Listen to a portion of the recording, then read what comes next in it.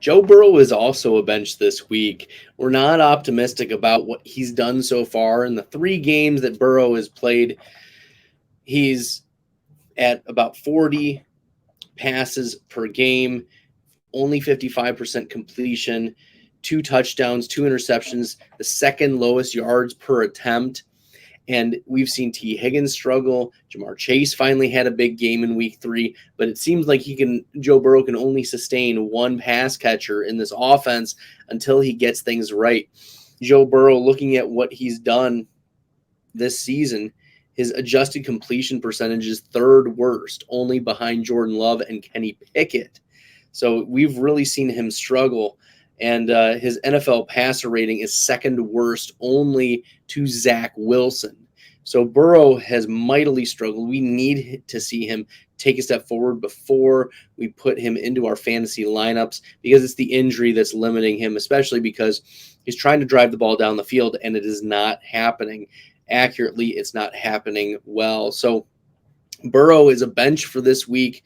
You can consider starting Matthew Stafford over him.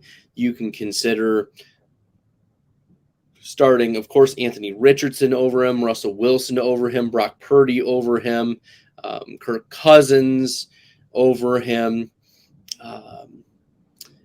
Daniel Jones. You would still start Joe Burrow over Daniel Jones.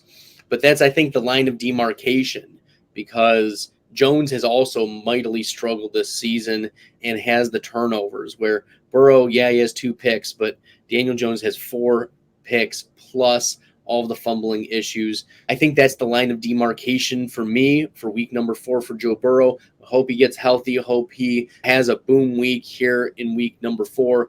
But unfortunately, that's not how we're reading it against Tennessee. The over-under now is down to 40.5 in favor of the Bengals on the road, but still it's not looking great.